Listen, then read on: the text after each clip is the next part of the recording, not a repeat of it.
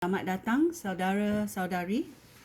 Hari ini kita mau mendengar Yesaya babak ke-48. Allah yang menentukan masa hadapan kita. Bolehkah kita percaya kepada Allah? Mari kita mendengar apa Yesaya berkata. Dengarlah hal ini, hai umat Israel, keturunan Yahuda. Kamu bersumpah dengan nama Tuhan dan mengaku menyembah Allah Israel. Tetapi kata-kata kamu itu tidak ikhlas. Namun kamu mengaku dengan bangga bahawa kamu warga kota yang suci dan bahawa kamu bergantung kepada Allah Israel yang disebut Tuhan yang Maha Kuasa. Tuhan berfirman kepada Israel, sejak dahulu, aku telah berfirman tentang hal yang akan berlaku. Lalu, dengan tiba-tiba, aku melaksanakannya.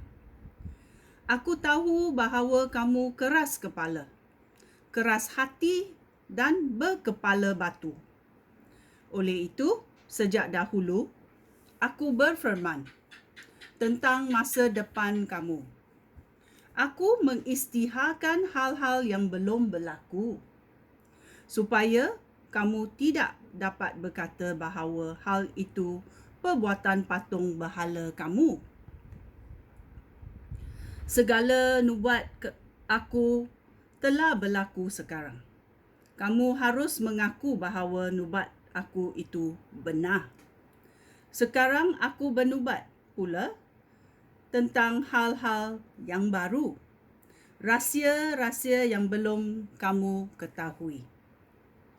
Baru sekarang aku melakukannya. Belum pernah kamu mendengar hal itu, supaya kamu tidak dapat berkata bahawa kamu sudah mengetahui segala-galanya. Aku tahu bahawa kamu tidak boleh dipercayai. Kamu dikenal sebagai pendahaka. Itulah sebabnya kamu tidak mengetahuinya dan tidak sepatah kata pun sampai ke telinga kamu. Aku menahan kemukaan aku supaya orang memuji nama aku. Aku menahan kemarahan aku supaya kamu tidak dibinasakan.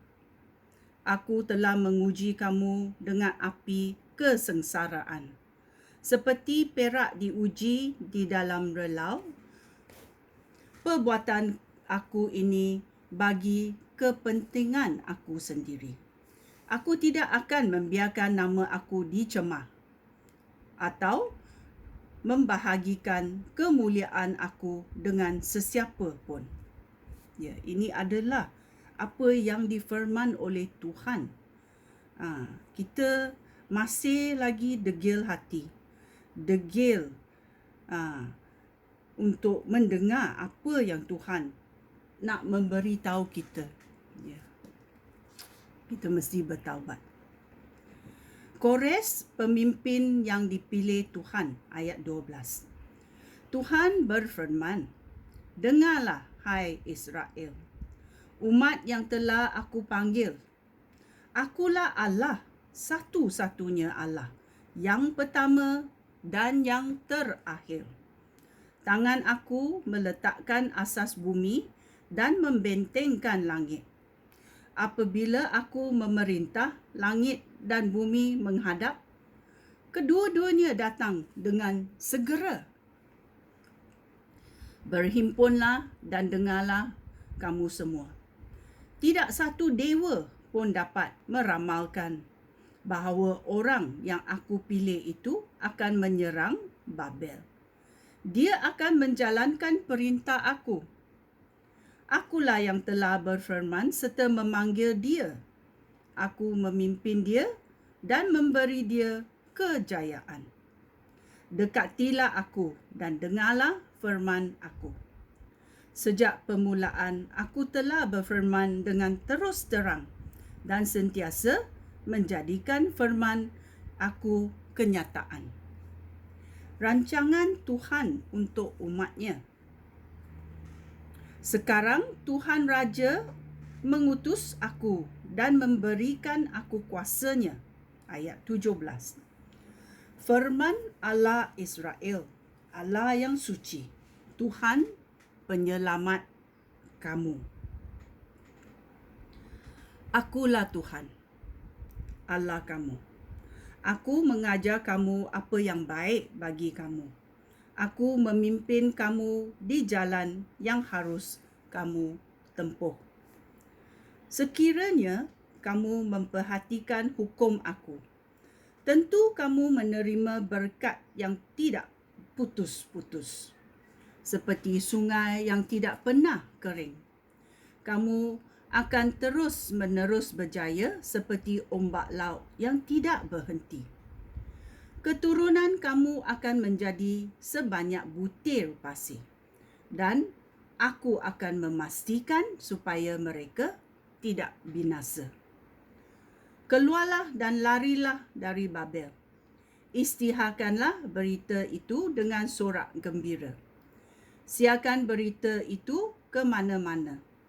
Tuhan telah menyelamatkan Israel, hamba-Nya. Ketika Tuhan memimpin umat-Nya melalui padang gurun, mereka tidak kehausan.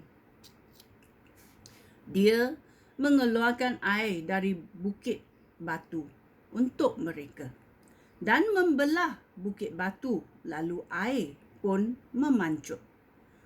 Orang yang berdosa tidak akan selamat. Demikianlah firman Tuhan. Ya. Orang telah berdosa dan telah menjauhi Tuhan.